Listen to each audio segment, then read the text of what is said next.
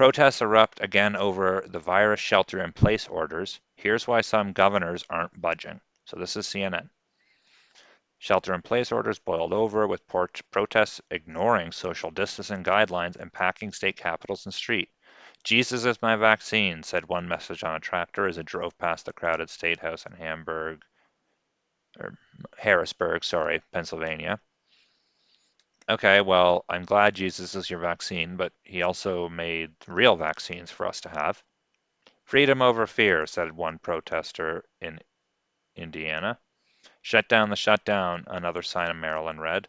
Across the country, more protests have popped up in both red and blue states, and they have backing from powerful conservative allies in Washington, D.C., including Freedom Works, a major conservative group. Our goal is to make these protests as safe as possible and as effective as possible. The whole idea of civil disobedience in a protest is to persuade people what you're doing is speaking up for a cause you know that people will feel is just and right. So these individuals were out protesting the fact that they couldn't go to church, they couldn't see their loved ones, they couldn't have funerals. All right? I know what that's like. I couldn't have a funeral for my grandfather. And so we all made sacrifices because of the virus. We sacrificed our economies. People sacrificed their livelihoods, their businesses, and their dreams. People sacrificed their last moments or their first moments with loved ones. And we were told constantly that this is what needed to happen, that this is what was right.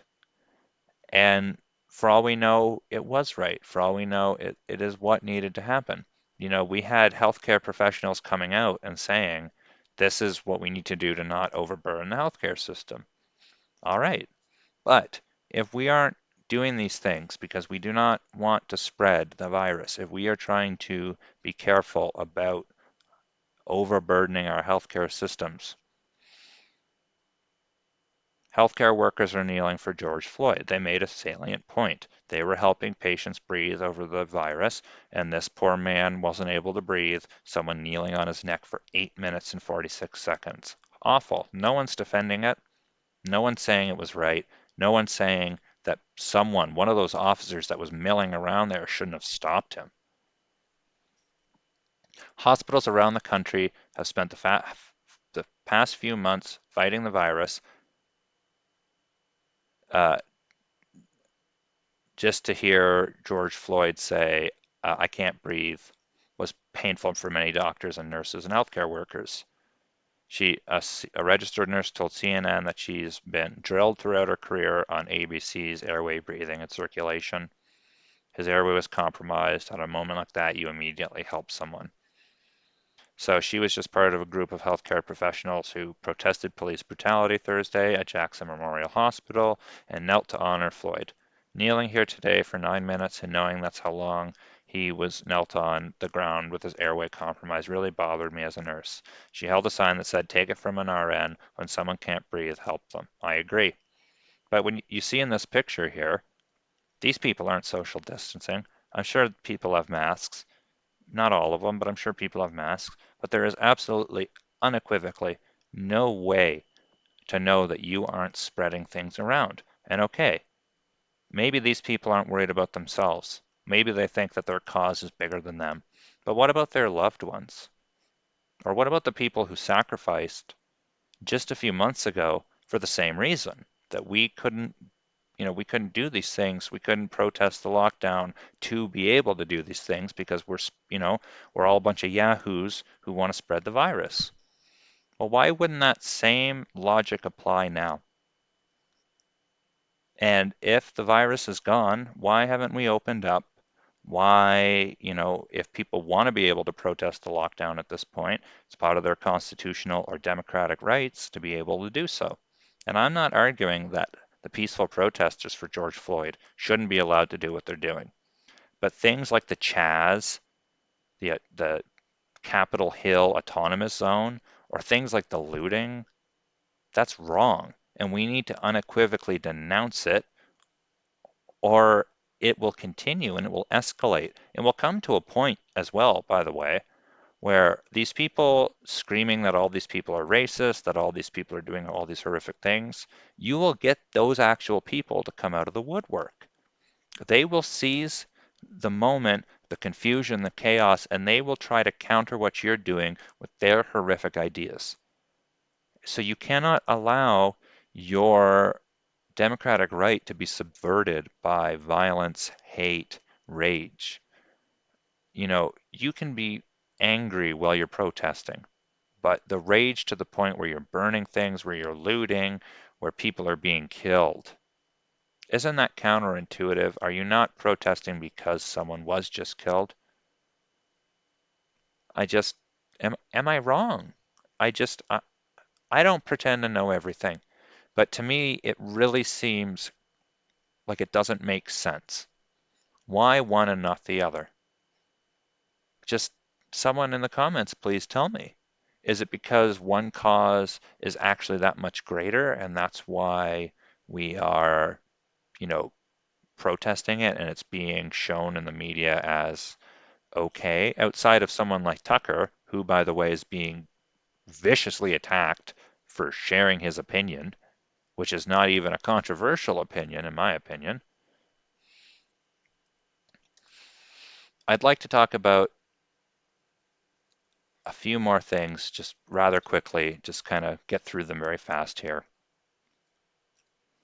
So I told you I wasn't able to have a funeral for my grandfather.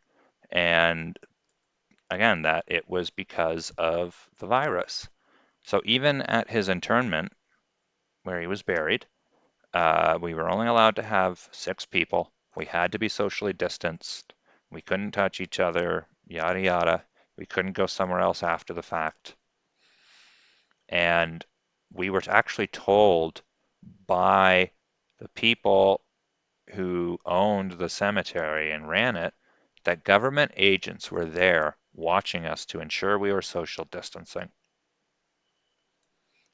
And that's not to say that George Floyd does not deserve a funeral. George Floyd received 3 funerals, and in one of them, more than 500 mourners wearing masks to combat the virus packed into a Houston church a little more than 2 weeks after what happened to him. Why are these 500?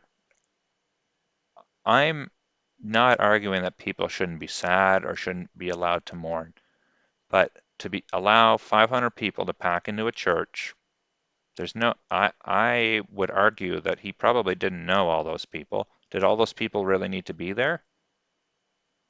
And again, if that's the case that we're allowing these things, why aren't other people allowed? Why are we giving special treatment to certain cases? Everyone has the right to bury their loved one in dignity and to be able to say goodbye. That goes for George Floyd and his family and loved ones. That goes for me, my family, and our loved ones. That goes for everyone. And then we have insanity like people. Why was Churchill's statue defaced? Well, Winston Churchill, the horrific racist that he was, fighting off the Nazis for the West and basically ensuring that Europe didn't fall to Hitler. A statue of Sir Winston Churchill erected in Parliament Square, Westminster, has been sprayed with graffiti during a BLM protest. It comes after petitions were launched to remove statues of controversial people around London, such as Robert Milligan and West India Quays. The Metropolitan Police say they are seeking to identify those responsible. Was Winston Churchill perfect? No, he was not a perfect person. He did have controversial opinions about people who came from India and hailed from India, but that does not besmirch and that does not vitiate the rest of his actions. And we cannot just vitiate history and the good someone was able to do, like Winston Churchill, a personal hero of mine.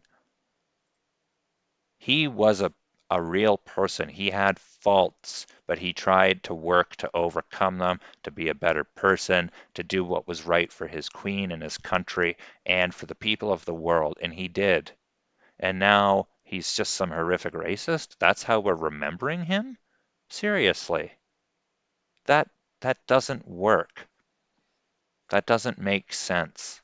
I will not allow history to be vitiated by some quixotic mob who just wants to push their ideology down your throat like some sort of pushy Jehovah's Witness. And then even here in Canada, we have things like petitions to rename streets. A petition calls for Dundas Street in Toronto to be renamed.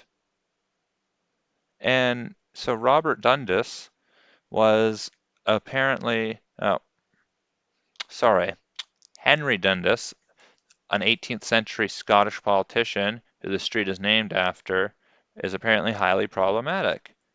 He actively participated in obstructing the abolition of slavery in the British Empire until the end of his career. If we truly wish for our public streets and names and monuments to reflect our values, we must consider engaging the public in the process of removing those names which are no longer worthy of our honor and respect. Somebody's negative past does not make them unworthy of honor and respect. You can honor and respect certain actions of a person while saying that other actions were immoral or were wrong or you would not support them. And lastly, thank you all for watching who have watched to the end. I know this has been a very long video. The mob is now going after a children's show, a little children's show. The protests come for Paw Patrol. A backlash is mounting against depictions of good cops on television and in the street. So look at this cute little dog on some kid's show, all right? This show is just about emergency responder dogs and a kid who go around doing different, activities and trying to help people out. And the idea of a good cop is just, it is a stereotype, but that stereotype exists with police out there. Not every police is a Derek Chauvin, all right? Not every police officer is some sort of monster who just goes out and abuses their authority.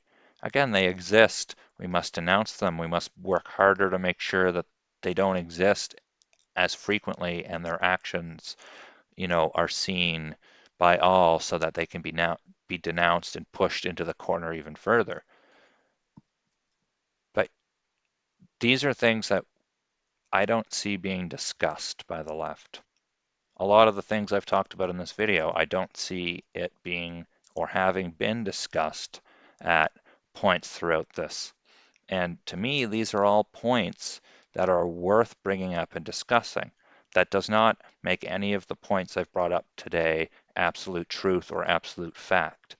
However, you can engage in a hypothetical mental exercise and try to come to an understanding of something still without, you know, morally giving it a pass or not. Thank you all for watching today. Thank you for watching what the left won't talk about. I'm Daniel's Inferno. Have a nice day.